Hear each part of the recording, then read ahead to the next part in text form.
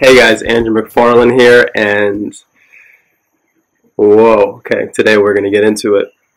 Yesterday, I had a friend make a comment that it wasn't really a serious comment intentionally, but it triggered something in me that I feel so passionate about talking about that I had to make a video and share.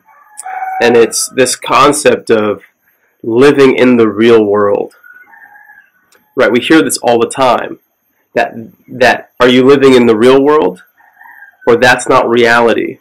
And how this, just to contextualize a little bit, how this came up was around this idea of, right now I'm spending time in Bali, and I go back and forth between Southeast Asia, Bali, and the United States, and I travel a lot, and you'll experience it in different environments, particularly in contrast to somewhere like Bali, comparatively to the US. There are certain energies and ways that people relate to each other that are very, very different. There's not a lot of where I am in particular in Bali, there's not a lot of crime, there's not really a lot of theft, there's not a lot of things that we experience in the US as being normalized, right? And the way that this comment was made was kind of in juxtaposition of looking at, oh yeah, I was in Bali and Bali's really beautiful, and now I'm back in the US and there are all these things that I really, really don't like and that really aren't easy, but, I guess I'm just back to the real world. And that just made me feel like, we are so conditioned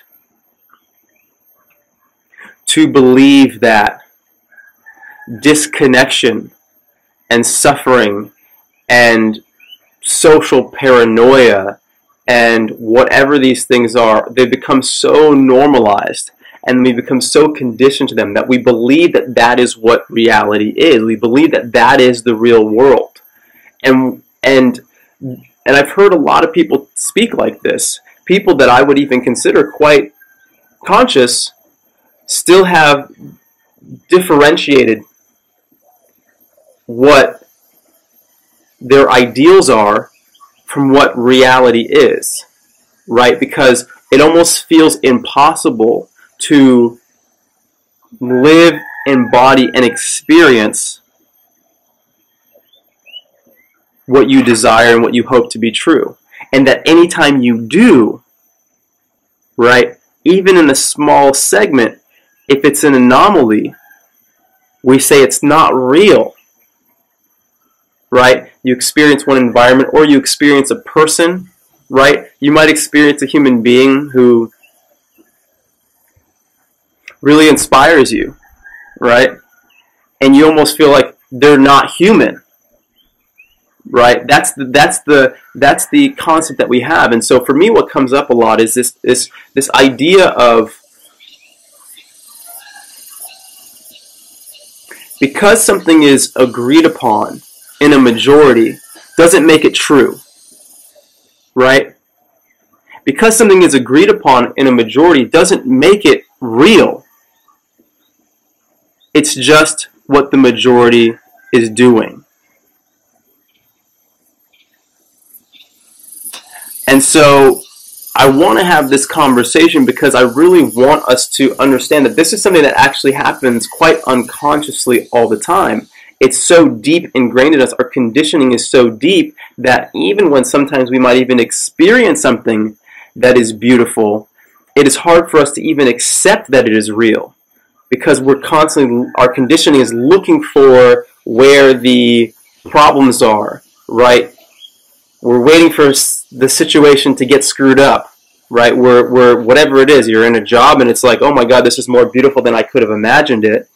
This must not be real. I'm waiting for reality to set in, right? Or you are in a situation with a person and it's the same thing. It's like, whether it's a friendship or a partnership, and this is just so beautiful, it's hard for me to imagine. I'm just waiting for the other shoe to drop.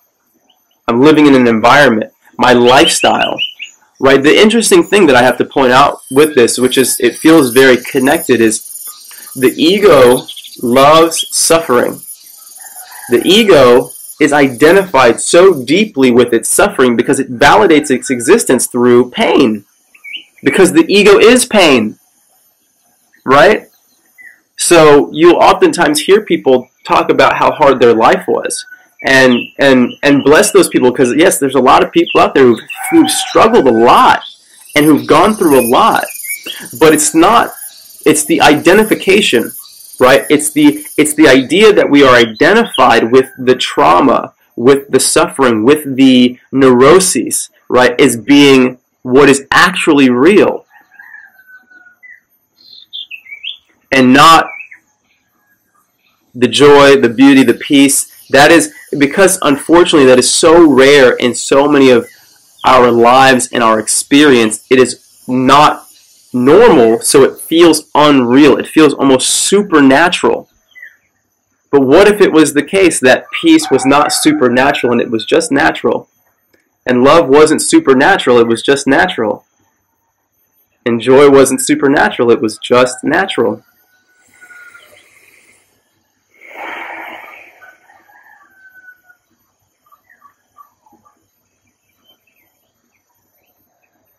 You know, I question all of these things. I question.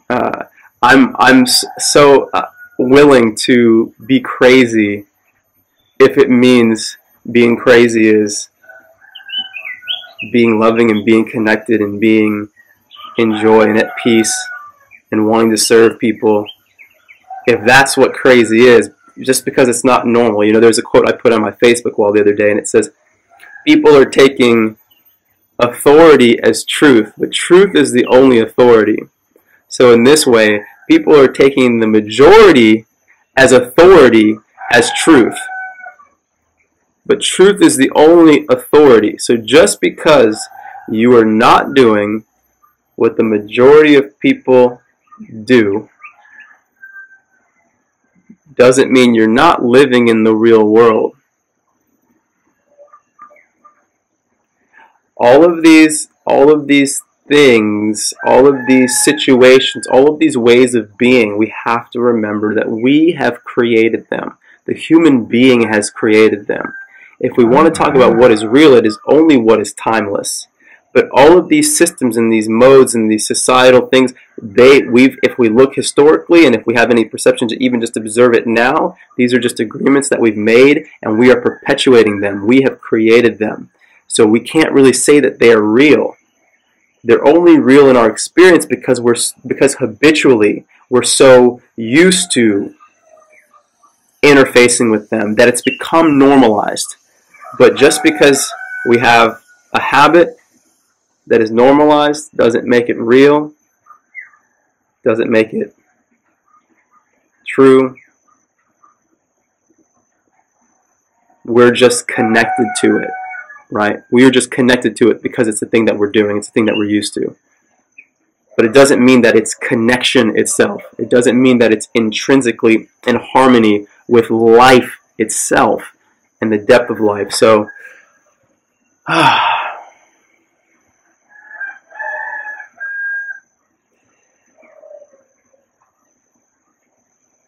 yeah, that's the message for today. This is Andrew McFarlane. I love you all. I invite you to continue to question and move towards what is in your heart, even if it feels unreal to the people around you and even to yourself for a moment, because the last thing that I want to say is fundamentally at the depth, if we're really perceptive, our growth, our connection, our love, and our celebration of life is the only thing that is ever going on, period. Everything else is just a way that we are seeking to experience these things and explore these things. But ultimately, it's the only thing that's going on at any moment, period. All right. Andrew McFarlane, loving you. From here, see you soon.